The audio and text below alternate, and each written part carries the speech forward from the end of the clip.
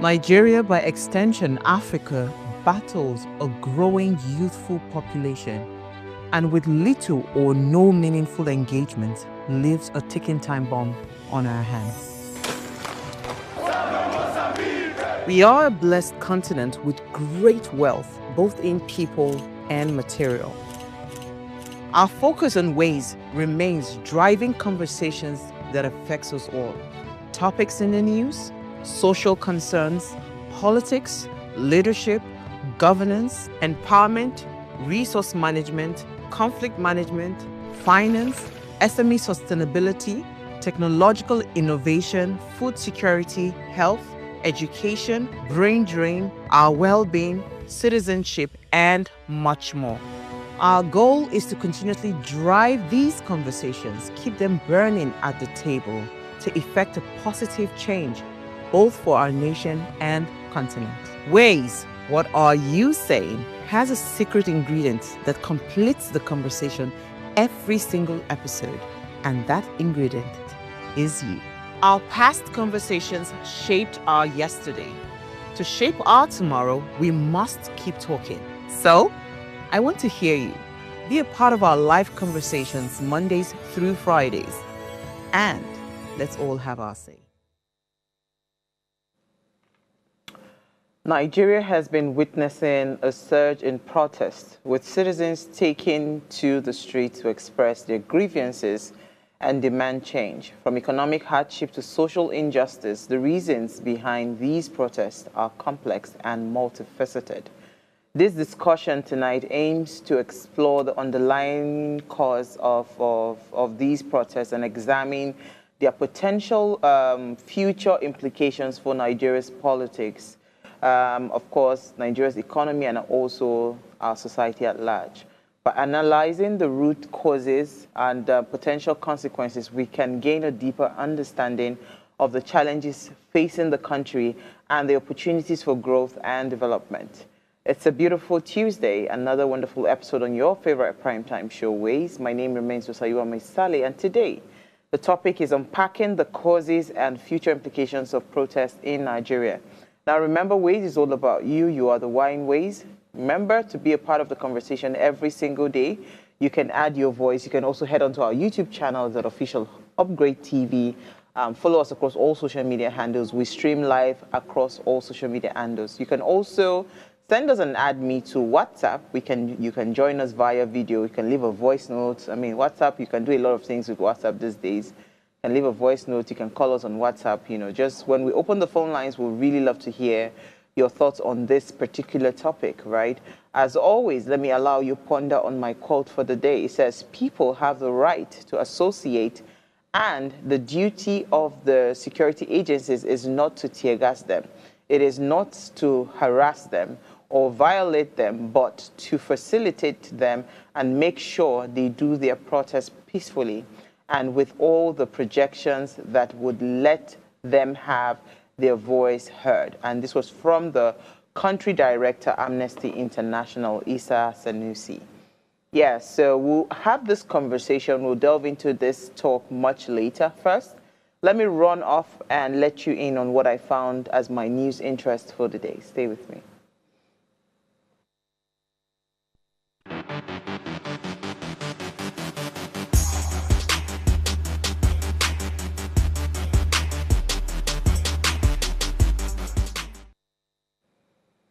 All right, thanks for staying with me. I'm going to start off the news interest with Senator Natasha Akpoti-Oduaghan. She is suing that lawmaker. What's that his name now? Unwe Boying, I think. That's his name. She's suing him. Okay, so let me just quickly read the story. It says, the senator representing Kogi Central, Natasha Akpoti-Oduaghan, has filed a 5 billion suit against her colleague, Senator Onye Kachi, who represents the Ebonyi North Central Senatorial District, over alleged defamation. The suit filed by Natasha through her lawyer, Michael Numa, at the Federal Capital High Court in Abuja, seeks to declare as false and malicious the statements that was made by her colleague, that's Senator Onyekachi, during an interview on Channels Television on the 6th of March. According to the suit, Natasha asserts that Onyekachi described her as a gold digger, habitual liar, and habitual blackmailer during the interview. Against others, she prayed the court to declare as false, malicious, and defamatory claims that she is a mother of 6 children from different men, allegedly made by her colleague. She also noted that such remarks undermine her reputation as a role model for women aspiring to enter politics. Yeah, so I think this is a good move. We've seen how Senator Natasha has been on and on about all the issues, you know, from the Senate president to, I mean, just different issues to the recall process and all of that.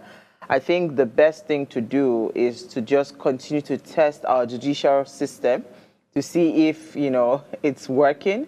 And this is one good move she's made. And I think a lot of people are still waiting on Senator Natasha because, I mean, when you make a lot of claims about sexual harassment and all of that, I think she has a lot up her sleeves for the Senate president. So for one, we are just waiting to see all those evidence start to come out. That's what we're looking for. So this is a good move. If you are calling someone a gold digger, you're calling her an habitual liar and a blackmailer, then you should also be ready to back it, you know, with proof and all of that. So you show where, you know, she was blackmailing and who she was blackmailing. So I'll move on to my next story. So this story has been making a lot of rounds in the news. I think he's a special advisor to the president on economic affairs. His name is Dr. Tokwe Fashua. He had in the B2, because he had talked about 1,500 naira being able to fend for people or something. So he had come out to now address the controversy around the value of the naira and poverty in Nigeria, clarifying some of the earlier remarks he had made. So he defended the value of the naira locally despite its weakness against the dollar, saying that $1 is equivalent to over 1,500 naira, and that can still buy a meal in Nigeria, unlike the United States.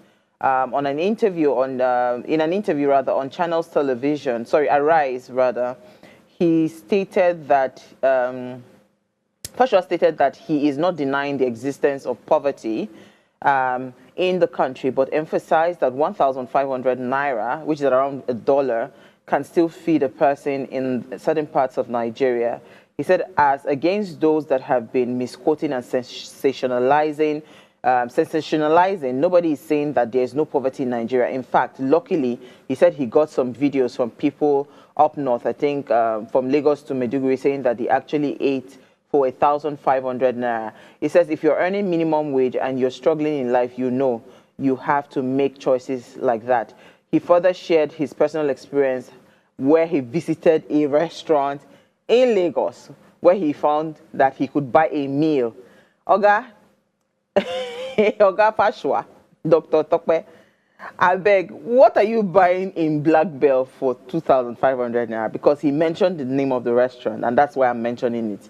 He says, I was somewhere in Lekki yesterday, precisely Black Bell, and I saw that someone could eat for 2,500 naira, even in Lekki Phase 1. I mean, I didn't know where to go. Someone just took me there because I had an interview. So he said, while acknowledging the reality that many Nigerians face, the comments were not intended to mock the challenges that are faced by Nigerians or by those living in poverty. I don't know what restaurant in Lekisha you can spend 2,500 naira. I think if you want to get a decent meal, a balanced meal and a decent meal, you should be looking at, you know, between 3K to 4-5, you know, to get a decent meal. So there's a guy that I buy, a roadside though, because I just like him. I buy the what do they call that thing? The fish, Titus fish, and one roasted plantain, one. Right now, the guy's bill is, I think it's 4,000 now. One fish, and so it's full fish, the Titus fish, and one roasted plantain, because I just love the food. So that's the most times when, I'm hungry. That's what I ask to order. And it's 4,000 naira. So I don't understand how a whole black bell plus rent plus everything and they're able to sell a meal. I don't think it's a meal. Maybe a scoop of rice or something. I don't know. 2005. I asked my staff in the office, say, what can 2005 buy in black bell? Say juice. I say, okay. So I don't know what that can buy. But hey. So let me move on to my next story. Osun State Governor Ademola Adeleke, I just love the guy. I don't know why. I wish to meet him one day. Maybe I'll meet him and we'll dance together and our video will go viral. Maybe that day I'll finally blow. But hey, so Ademola Adeleke has directed that the previous 17, he had imposed the curfew, 17 hours on the three communities, Ilobu, Ifon, and Erin in Osun State. So he has relaxed that curfew to 12 hours. The communities had been recently embroiled in violent clashes that had claimed many lives and left several buildings razed by hoodlums. So I think now they have calmed down. He said that these adjustments, in the time frame of the curfew would allow students, especially those that are sitting for, the exams are coming up. That we have WAEC, we have JAMB, so it says the senior school certificate examination and JAMB examination to be able to, for them to be able to, write the exams without any form of hindrance. And the curfew relaxation is equal to the different security reports that has reached the governor stating that, the much expected ceasefire is taking the center stage on a daily basis. I like the proactivity of the governor. Again, remember this curfew came just off of the back of the what's it called, the suspension and the the suspension and the state of emergency in Rivers State. So he said before the president will come and do it, let me do it by myself. So we're seeing that now. It seems like there's a little bit of peace there. So that's why he's relaxed the curfew from 17 hours to 12 hours. Anything to help students not be disrupted in their academics, I am all up for it. So I'll take another story. Abia State Governor. I have a lot of news interest today because I just thought to mention it. So this particular story has just been making the rounds, and I think I like where the direction is going. So the Abia State Governor, Alex Otis, launches Made in Aba policy to boost local economy, ban external procurement. So the Abia State had revealed a groundbreaking Made in Aba products policy mandating that all goods and services available within the state be procured exclusively from local sources, effectively banning external procurement. Announced by the Commissioner for Information, Prince Oke Kanu, during a press briefing following a state executive council meeting chaired by the governor. The policy aims to tackle economic challenges, promote local content, and strengthen the state's economy.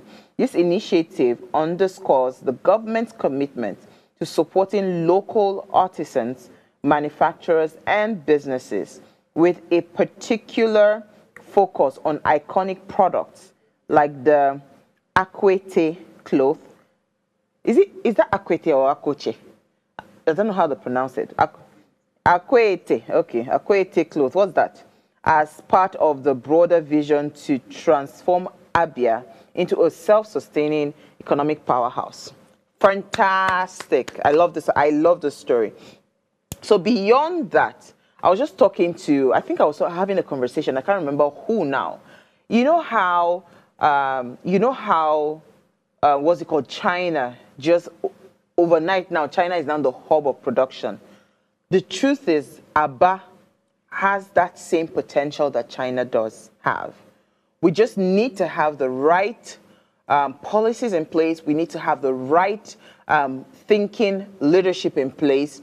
And we also need to have the enabling environment. So imagine all the things that have come out from Aba. Oh, they say it's so poor quality, is this, that. So if we had a government that was really, really proactive, what you can do is provide raw materials that are quality, provide the tools. So you need the machines and everything that are quality. So you would realize that at some point we would not even need we will not have the need to want to go and buy anything outside of this country, especially all the things that they're able to produce. So every time I see all those videos that are like counterfeit videos, fake drinks, fake this, fake that, I see potential. I see an opportunity where we can start to intentionally give these people the right tools to produce the right things so they don't have to counterfeit or anything.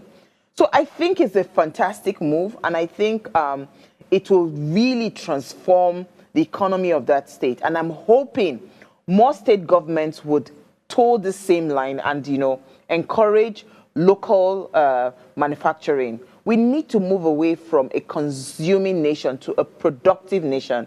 Once we start to produce a lot of the things that we use or consume, we will definitely transform our economy. I mean, it's a no-brainer. So fantastic move, and kudos to Governor Alex Otis. Then I'll take my final story for today. Or is it the final story or second to the final story? Something happened in Banana Island today. They shut the gates and there was a lot of chaos, I don't know what is going on, but hey, the reports that I read somewhere said that, federal government people were trying to gain access into the estate, and they said, no, you can't just come and disrupt a lot of things, But hey, there was, I think they called in the police and, a lot of calm and everything. So let's see how that story continues to unfold. But what are they going to go and do in Banana Island, though? Because I don't understand, though, because they said they were inspecting for some development by the federal. Okay, well, I'll leave it to the Banana Island people to come and tell us what exactly it is that they're looking for. On a very sad note, Pascal Jose passed. That was the report I woke up to this morning. Yeah, he passed, and he was the founder of. I loved that bank so much, Diamond Bank. Diamond Bank was that bank that changed a lot of things for me. I mean, they were very, very vested in the growth of SMEs. They understood the needs of SMEs, and they wanted to grow SMEs. I don't know what is going on with the current bank now. I don't know what they're doing, especially since would I call it the merger or the acquisition or whatever it is you want to call it. But I think he had a great vision. I'm sad to see that he's passed at 85. I pray for comfort for the family, and I hope that, I hope he also finds eternal rest.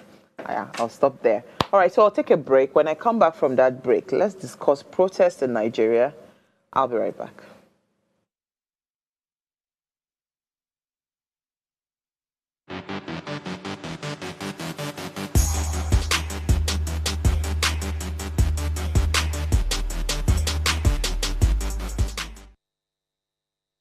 Tell us you're a Nigerian without saying a word. Energy security is one of the most pressing issues for many developing countries like Nigeria. And if there's going to be any meaningful progress, addressing our energy issues is non-negotiable. I need to see light for my house. Make them do something. Band A is expensive. I literally have to turn off all my appliances just to reduce costs. We need light. Introducing the Energy Outlook, your go-to show for everything energy. Every week, we'll bring you the latest insights, innovation, and in-depth analysis of Nigeria's energy sector. From policy discussions to regulatory insights, we'll analyze the key decisions influencing growth and sustainability in the energy sector. We'll bring you the human stories behind the headlines, giving you a personal perspective on the broader energy challenges. Join me every Friday at 6 p.m. for the Energy Outlook, your guide to the future of energy, where energy means business.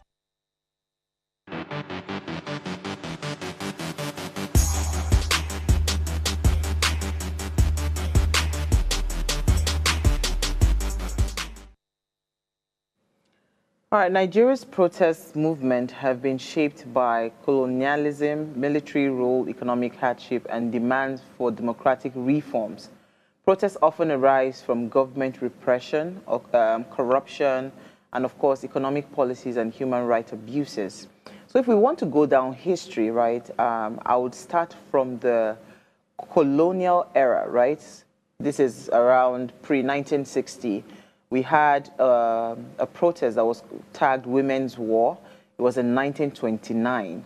So Igbo and Ibibio women protested British taxation and exclusion of women from colonial governance, and the uprising forced the colonial authorities to reverse those policies.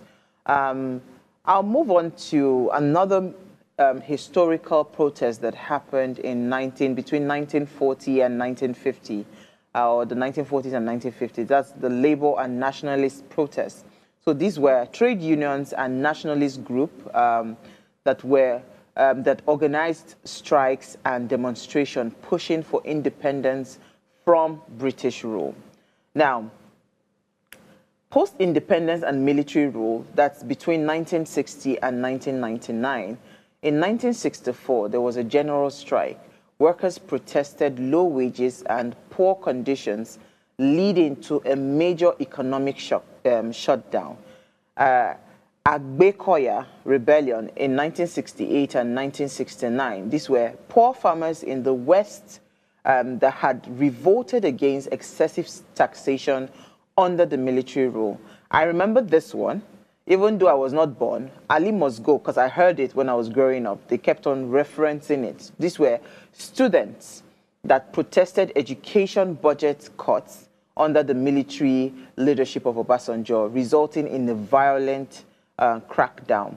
June 12th, I mean, the famous June 12th struggle that we all reference today, that to the point where we have June 12 as a public holiday. So June 12 struggle happened between 1993 and 1998. So after the general, what's it called, the military ruler, General Babangida, annulled the MKO's presidential election, pro-democracy protests erupted, and eventually leading to a military ruler, that's Sani Abacha's death, and Nigeria's return to democracy in 1999, right?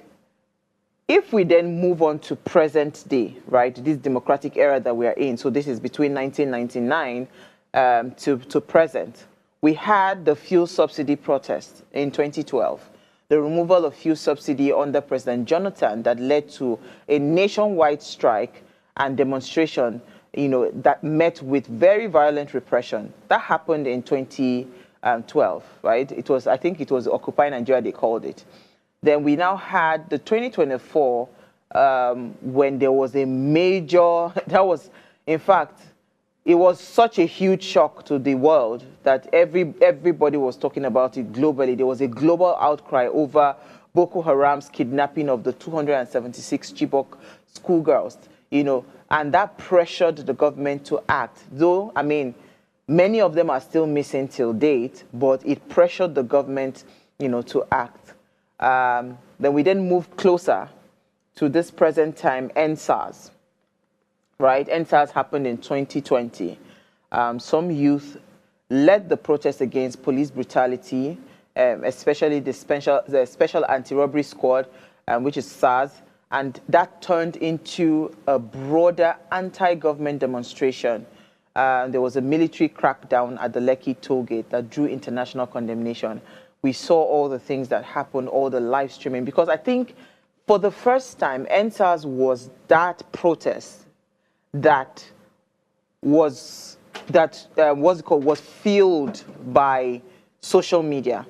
Because at the time of NSAS, we could live stream. At the time of NSAS, we could do a lot of things with social media. So I think that was what made NSAS such a huge success. It was also such a buzz. It was everywhere, right? People were talking about it, and we saw. In fact, I still cannot get over that live stream video that DJ Switch, I think she was the one that did a live stream at the toll where there were shootings and all of that. We still don't have answers till date. But you see, when you look at protest has been in existence for the longest of time. I've heard so many people say, and it's the reality, that this present government that we have, the presidency of President Bola Ahmed Tinubu, he is a ringleader when it comes to protest. He's the one that he's the one that would mobilize, he's the one that would fund, he's the one that would, he has actually been at the forefront of leading a lot of protests. He might not be standing with you in this thing, but he is funding it. So is it that what we are seeing today, like a deliberate attempt to kind of like stop protests in Nigeria, or just kind of, because I don't understand why tear gassing and all of that happened in Port Harcourt. I don't know, right? But is it because they understand the potency of protests, right? Or like literally, why do we start? Why are we having a lot of trying to gag protesters, right? So you might ask that why protests exist, right? I would say that Nigeria's protest culture reflects a very deep-seated frustration. I've said this several times, and I'll keep on saying it every time I have the opportunity to say it. When you see your people protesting, it is not because they want to topple your government. It's not because they're after your political career. No, right? People have genuine frustrations, and these are deep-seated frustrations with governance. There's inequality, there's repression. Movements like EndSARS might have gained global attention. Many were met with a lot of force, reinforcing cycles of resistance. Look at what happened because after EndSARS, I think the major protest that happened after EndSARS was the End Bad Governance. You see how they clamping down, right? Because why? No, I don't think the government was ready for EndSARS. I don't think they ever want to see. So they want. I don't see them giving anybody that much freedom to be able to protest ever again. You understand? Based on the antecedents that have been happening. Because even when they tried to do the remembrance of the EndSARS and all of that, you saw how they were packing people inside Black Maria. Like literally you would, when it's getting to October 20th, you would see so many military cars and the Black Marias and all those things by the toll gate everywhere. Because there's just so much, trying to stifle, the spirit of protest or whatever that is happening. So I always say that whenever there is a protest, it revolves around a few things. And this is not limited to what I'm going to mention. Economic hardship. Nigeria's economic situation always contributes to why we protest. Nigerians protest to address poverty and unemployment in the land. It's simple. I still understand. Yes, I understand that there might be some political undertone. You can't take that fact away. You see, the reason I see these guys trying to clamp protests is because they used protesters as a tool against the previous government. So they understand that, there has to be some political undertone. But I would say that for me, when you see that kind of movement that happens, it is not happening because they want to take out a political leader. I think, first of all, politicians just only capitalize on the fact that, okay, I can use this as a tool to get what I want. But that does not take away the fact that economic hardship, right, is one of the biggest things that drives protest in this country. Economic hardship always contributes to why people protest. They want to address poverty, they want to address unemployment in the land. Another big factor would be social injustice. Social injustice has also played a very key role in sparking protests in Nigeria. A lot of Nigerians protest to promote equality and fairness. I don't know. There's just too many inequality in this country. There's so much injustice in this country. Now, if it would, I am sure that you and I know that the people that protested in 2020 were in 2025. The EndSARS protests, most of them or some of them are still locked up, are still in jail. So it is the likes of Shogore and some other human rights lawyers and all of that. You see them trying to go and get some people out. But some people are still locked up just for speaking out against injustice or bad governance or corruption. And speaking to corruption and governance is another obvious reasons Nigerians protest, to demand transparency and accountability. If you as a leader, you have not even lived up to your own, lived up to what you're meant to be as a leader, which is to supply good governance to your people, Why won't people protest? And when we see this bracing show of corruption, people would protest. So every time you see protests happen, it's because of some of these factors. People genuinely want to see transparency and accountability, even though I don't know how much ready we are as a people for that. Because the truth is, it is us that also are the people fueling corruption in this country. We are the fuel that helps to maintain bad governance in this country. Because if we are ready to also walk away, close our eyes, close our mouth, we're not seeing anything, give us good governance. Don't bribe us, don't give us any stomach infrastructure. I'm sure we'll start to get some of these things. Because all of these things, I'm not here to push the blame only on the government. We all have a role and a part in this big challenge that we're having in this country. Youth empowerment is another factor. Nigerians are also interested in how their energy can be harnessed and their creativity can be used to drive positive change and development. We are such a youthful population. Look at our population compared to other parts of the world. Nigeria has a very vibrant, youthful population. What are we using it for? All that energy, all that creativity. How are we channeling that to positive change and growth and development in the country? So people will genuinely see that. It's like I don't have a place in this country. All my creativity is like it's going to waste. So if somebody says, get a placard and go on the street and protest, the person will protest because why? There is that. Are we talking about security concerns? We can't emphasize this enough. Look at what happened in Uromi. Look at what happened, I think, was it in Kebbi State or recently, where they also, there was a reprisal attack or something, they killed some people. These are all real concerns, right? There used to be a time that if you heard that somebody was killed, we will all be angry. But now, there are daily kidnappings, killings, brutality, police brutality, and we are all mum. Everybody's just quiet. But you see, if we were given another reason to protest, security concerns would be one of the biggest reasons that we're going to be protesting. We'll go on the streets. Because at this rate where we are right now, only God can save us, right? Only God can save us, but we have to also learn to save ourselves. But security concern is one of the biggest challenges or biggest issue that you would see, naturally would be able to galvanize people to go on the streets to protest, especially Nigerians. Kidnapping, herdsmen killing, people that are being displaced from their homes, their lands, and all of that, those are real issues. And the mere fact that the government is not seeing some of these things that I've mentioned is very worrisome. Every time you see a citizen coming out to protest, it is usually bordered around some of these things that I've mentioned. Recently, I think yesterday, there was it yesterday? Yeah. There was supposed to be a protest in Lagos, Port Harcourt, and Abuja.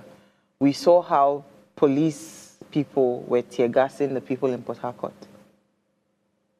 Onto what? And these are supposed to be people that are not armed, that are carrying placards. So we'll take a break now. Let's go on a break. We'll try to open our phone lines. I'd love to hear your thoughts, right? And how we can move forward in this country.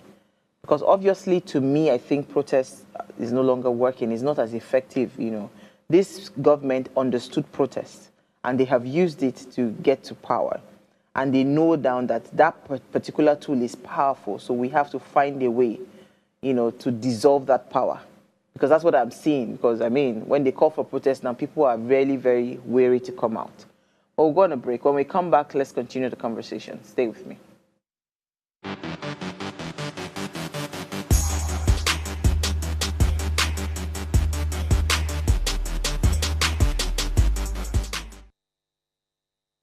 Life is made up of moments, some that fill us with joy, others that test our strength. Welcome to Heartlines. This is our space to explore the highs and lows of human connection, the love, the heartbreak, and resilience that shapes our life. From relationships to friendships, parenting, to partnerships, and so much more. Every week, we share stories and conversations that define us, navigating love, separations, the struggles of parenting, dealing with anxiety and managing the pressures and stress of life. Real conversations that bring us closer, helping us heal, grow, and connect. So join me Mondays through Fridays at 10 p.m. for Heartlines, the show where we connect hearts, have real conversations with real people, one story at a time.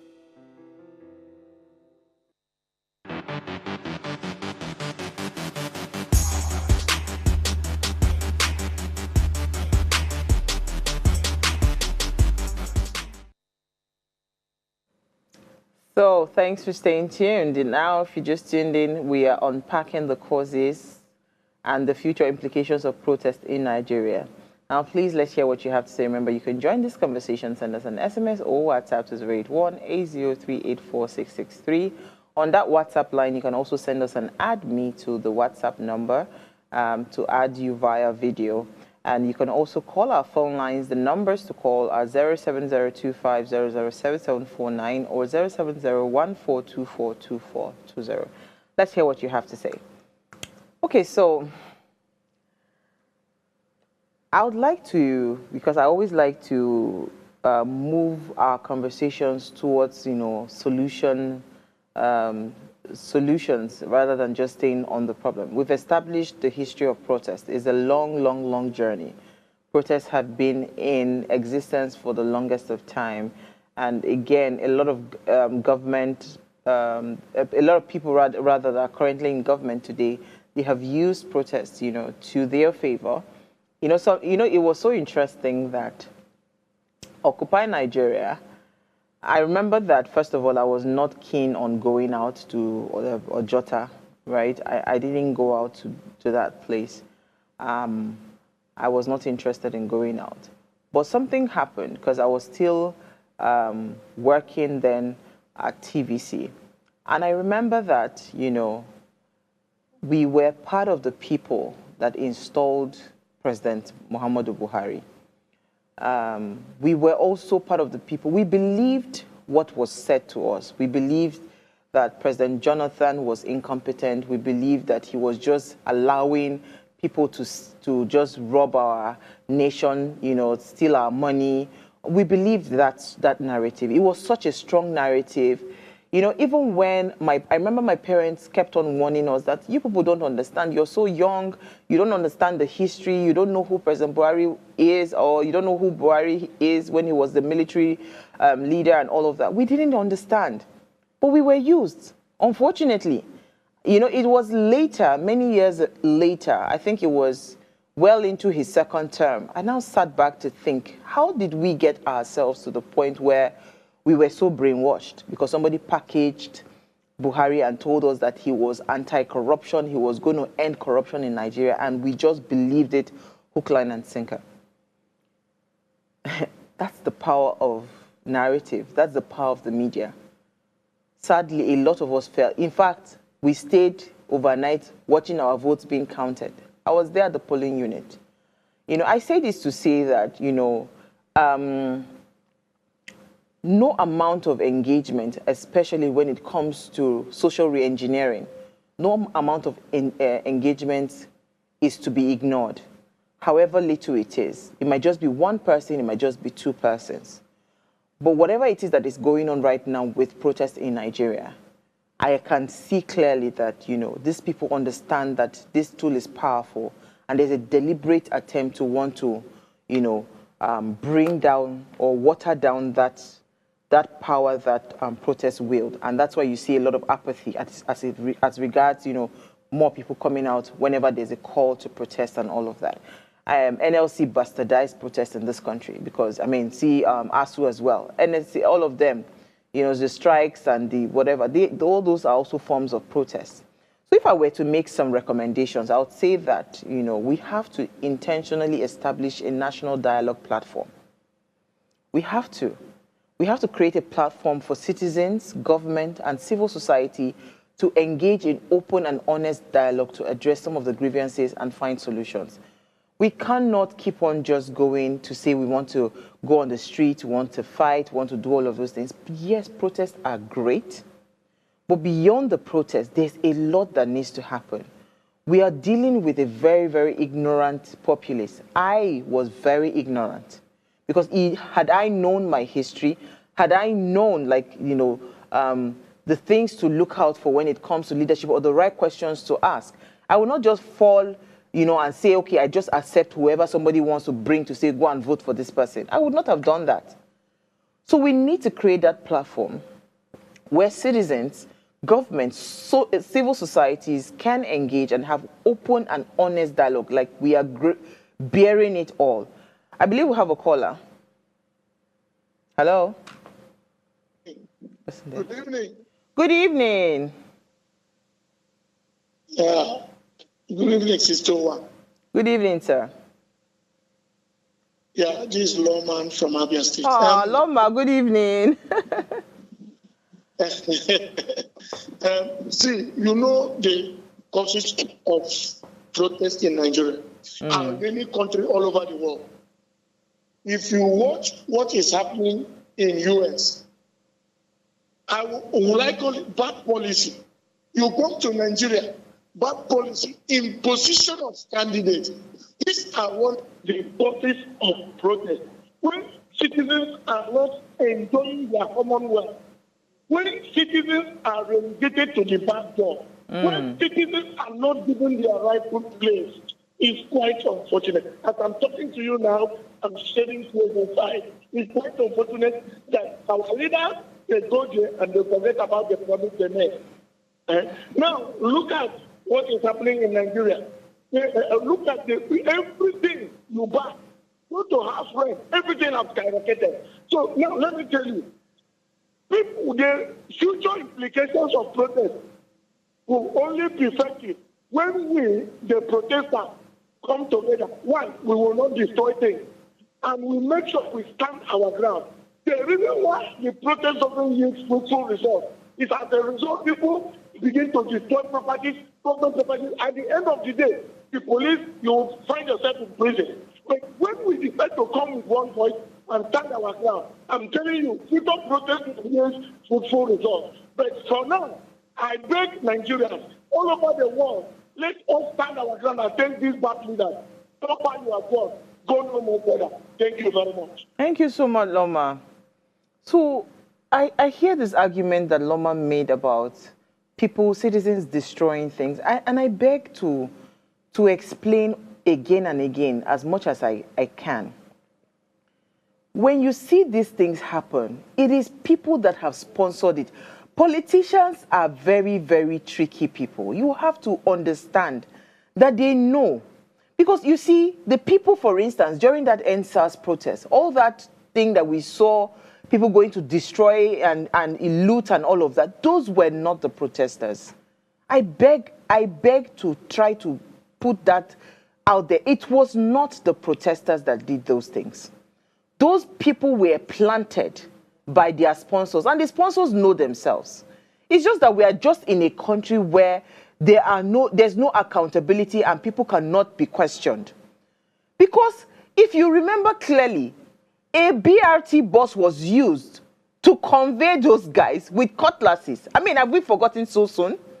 They were coming with a BRT bus. Who owns a BRT bus in Lagos, for instance?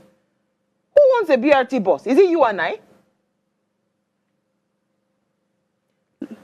Let me take Jaja from Port Harcourt. Thank you for calling. Okay, can I start speaking? Go ahead, please, yes. Yeah. Please, am I on the television? Yes, you are. Go ahead, you're live. Good. I am calling in respect of what is happening in Rivers State. Now, innocent Nigeria come out to protest for injustice on what is going on in Nigeria. And police will come out to tear gas them without reason. Police is lying. There was Muslim. There is nothing like Muslim. Let me tell you something. what is happening in Rivers State now, if Nigeria is not careful, is going to consume this country. Number one, Ahmed Tinubu, the current president of Federal Republic of Nigeria, 2012, he was the person who mobilized protest against the former president, Jonathan Goodluck, because of subsidy removal. He blocked Abuja with Professor Soyinka, Senator Oshomole. He was the president of Nigerian Labour Congress then. Jonathan never ordered police army to shoot them aside. Jonathan never ordered them to tear gas anybody. Jonathan said he wants to remove fuel subsidy, which Tinubu have removed today. Tinubu was a product of protest. So why does he not want Nigeria to protest today? What do they want Nigeria to do? Nigeria should fold their hands and watch them. Watch Nigeria citizens to die. Thank you for your time. Well, my advice is that they should be careful whatever they are doing, because they are leading Nigeria to dangerous ground. Because when it will start, they will not be able to hold anybody. Thank you, Jaja. I've said, so that's the question I'm asking. Is it that because they understand the strength of protest, that is why some of these things are happening? Because, I mean, in the past, we had freedom to protest without having the fear of police attacks and all of that. This is really sad. I would, continue the recommendation because we're running out of time. We'll be having fun and we just forget. So, as I said, the first one would be to establish a national dialogue platform. Right? We have to create a platform for citizens, right? Government and civil society to engage in open and honest dialogue. To address some of the grievances and also find solutions. We also need to implement economic reform. So implement policies to stimulate economic growth that can help reduce poverty and unemployment and improve the standard of living for Nigerians. You see this thing around all these empowerment programs and all of that. Let's stop that. Let's stop that. We need real empowerment. We need people. We need employment. We need people to be intentional about, improving the livelihoods of Nigerians. So let's not just do empowerment program that is just window dressing. I'll move on to another key point that I think would work if we are intentional about helping our economy or helping us as a people. We need to strengthen our institutions. This is one big issue that we have in this country.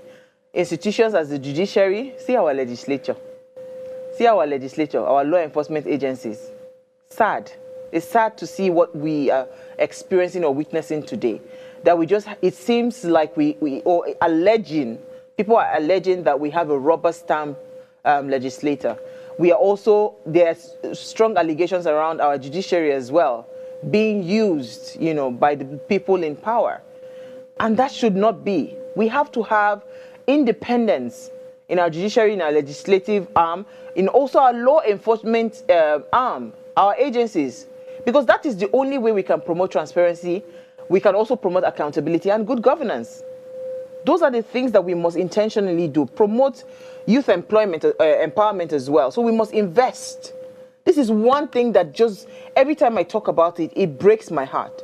What will it take for us to have quality education in this country? Like we invest in education, in skill development, job creation programs to empower the youth and provide them with the opportunity for personal and professional growth.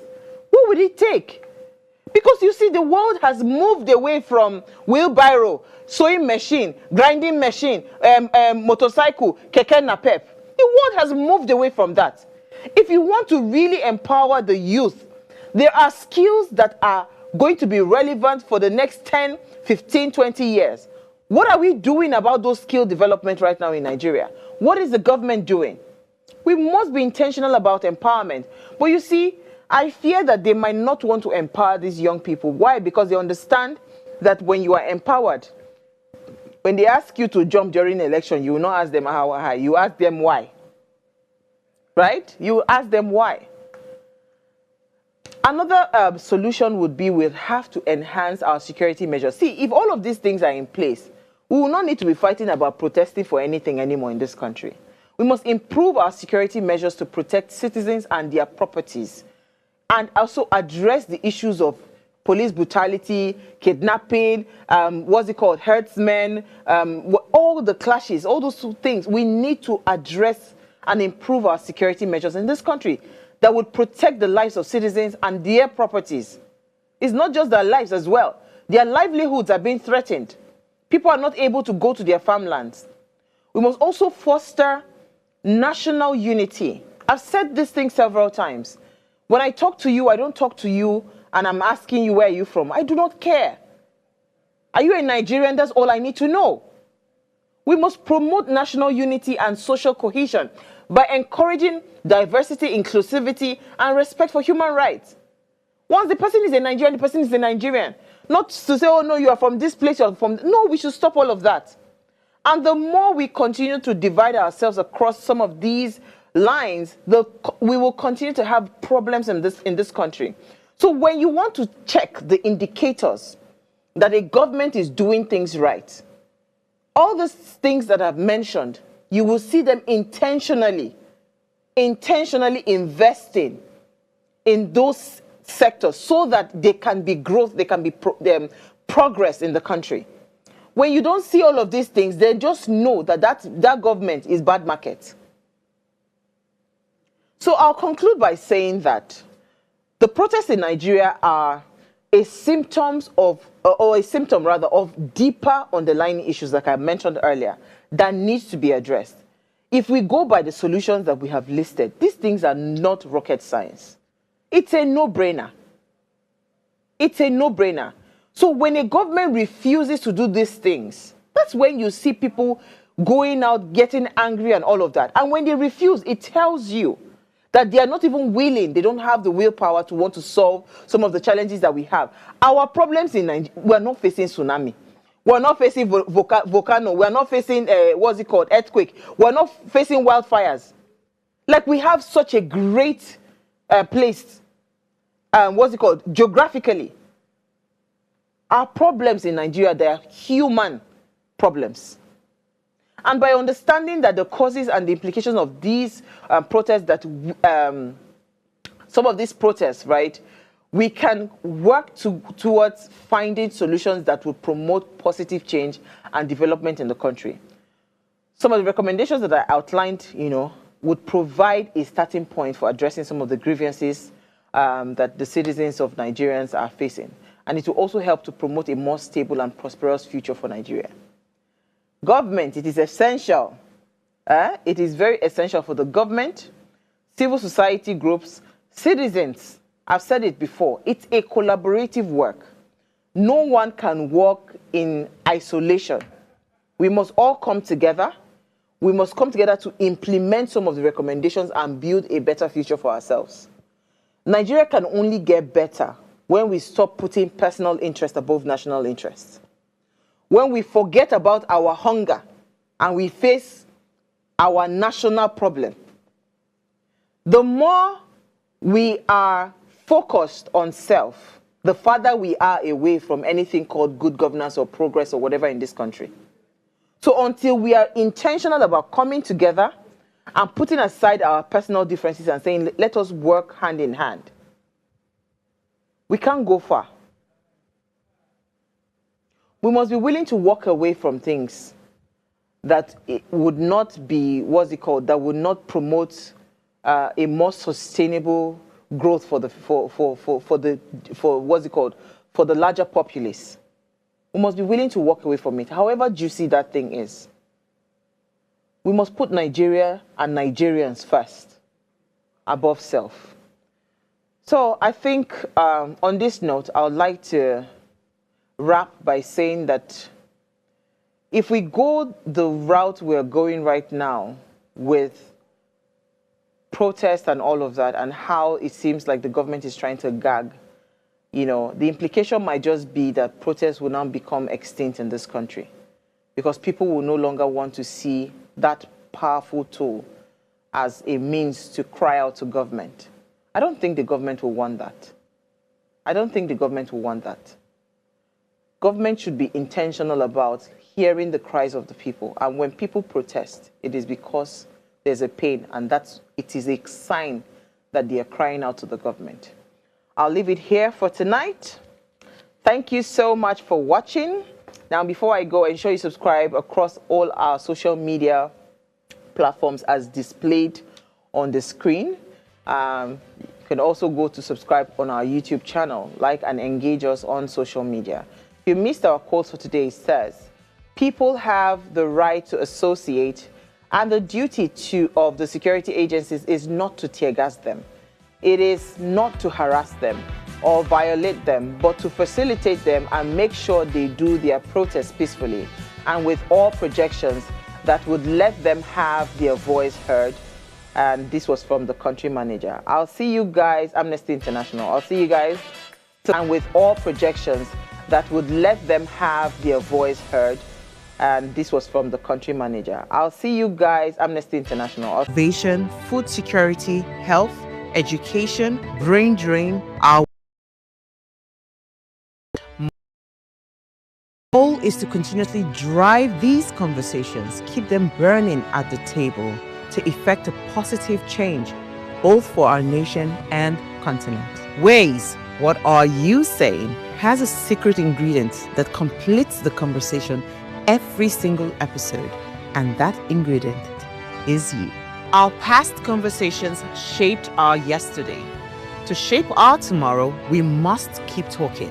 So, I want to hear you. Be a part of our live conversations Mondays through Fridays. And let's all have our say.